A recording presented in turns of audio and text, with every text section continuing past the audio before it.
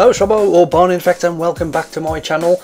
And this time it's going to be the Xbox games for 2014. Now, I've already spoken about the PlayStation 4 games. I'm going to put a link in the description below, so if you want to see those games then I suggest you go and take a look at those. Also, you might think, why am I not talking about certain games? Well, it may be because they're on the Xbox and the PlayStation 4. If that's the case, I've probably already spoken about them, and you'll find that on the video for the PlayStation 4 game. So this is all about the Xbox, and this could be the reason that you're going to go and get an Xbox One. So if you've already written off the Xbox One and declared your love for the PS4 of the console wars this year, not so fast. Let's have a look at some of the games which are exclusive to the Xbox One. Now, obviously, the first game that I'm going to talk about is everybody's game that everybody's talking about. It's Titanfall. Now, the next gen consoles launched with the two biggest FPS franchises in the history of gaming. They're already out, and they were already out for the Xbox and the PlayStation 3. Call of Duty Ghosts and Battlefield 4. But Titanfall, on the other hand, is not only the most anticipated next gen FPS of 2014, it's also Microsoft's biggest gamble so far. Microsoft struck a deal with Respawn Entertainment to have Titanfall come exclusively to Xbox One, and the reaction from gamers is, if it's any indication, it was worth whatever the company paid. Titanfall is a high priority Microsoft game, and the obvious reason that Respawn Entertainment is helmed by two of the men responsible for making Call of Duty a household name. It looks absolutely bonkers. It's packed with fast-paced action, unprecedented traversable abilities, and huge hulking mechs. Now, I have played this game. I played it at Eurogamer last year, and I've got to say it was fun. It was a hell of a lot of fun. It's an EA game. You know, they're not the best when it comes to releasing games when they're not ready. And is it going to play the same when there's 200,000-300,000 people all trying to play it? I don't know. Handful of lucky games have had a chance to play Titanfall. Me, but I haven't got the alpha test or anything like that. And there's going to be an absolute shed load, a ton of footage out there because people have got the beta and they're going to be putting it on YouTube. So if you really want to have a look what it looks like, I'm sure you can find it. I'm not going to put any on my channel. No. I'll put a few links, but you can go and have a look. Now, one of the other games I want to talk about is Project Spark.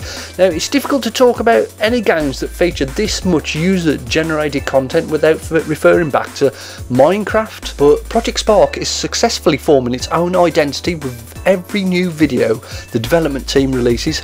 More so than Microsoft, even more so than Minecraft or even Little Big Planet on the PlayStation. Project Spark is about customization. Players are able to manipulate each and every object in the game, as well as the individual actions the character performs, down to the specific logic that ties these two actions together. Game building games such as this, customizable games, content traditionally PC only territory, but given players a set of simple tools to work with, Team Dakota hope to bring an equivalent experience to the Xbox One without cutting any corners.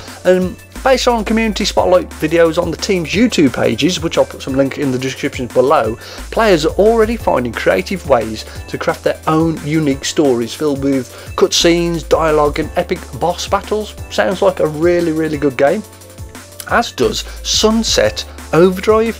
Now, Sunset Overdrive is worth mentioning not just because it looks incredibly sick. Insomniac, the developer of the game, is also switching allegiances to bring the game to Xbox One. Insomniac is the developer behind some of the most famous PlayStation characters of all time, including Spyro the Dragon, Ratchet and his robot pal Clank, the infected Resistance shop soldier Nathan Hale. Now, a whole new cast of characters are being prepared for the new generation, but they won't be appearing on the PlayStation 4. Now, I know you're probably going to get sick of hearing this, but we don't know much else about Sunset Overdrive yet. What we do know is that it's a stylish third-person shooter set in an open world overrun with mutants. Players have plenty of means of which to dispatch the mutants while running, jumping, zip-lining through a huge evolving city.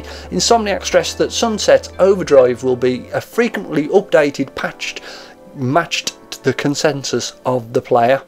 Now, easily one of the most unexpected announcements at E3, the studio best known for 2 franchises which plenty of fans would love to see more of, are moving onto a brand new property filled with time travelling protagonists, FMV cutscenes and a full-fledged tie-in television series that interacts with the game.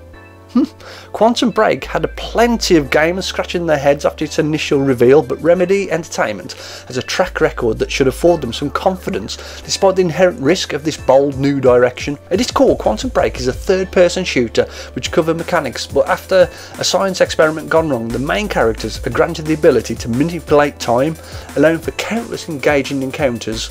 Countless encounters? Say that 3 times. With enemies and the world around them. As player progresses through the game, the decisions will affect an ongoing episode TV series that takes place between the action.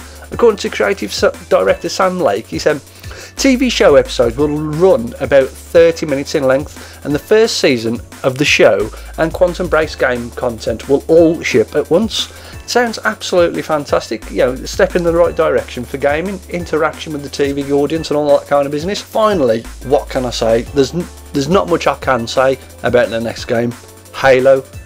The staple series of the Xbox, Halo has continued to break its own sales records with every release. Even now that Bungie has moved on to other projects, 343 Industries took over the series for the start of the new trilogy, and to the relief of many concerned fans, the studio released a solid entry into the storied franchise. Less than a year later, 343 took to the stage at E3 2013 to show Master Chief wandering in the desert, facing an impossible large creature that had risen out of the sand. Other than that short teaser, we don't have much more to go on. 343 says the footage should not be viewed as a trail of Halo 5, but rather a promise of new Halo coming to the next generation.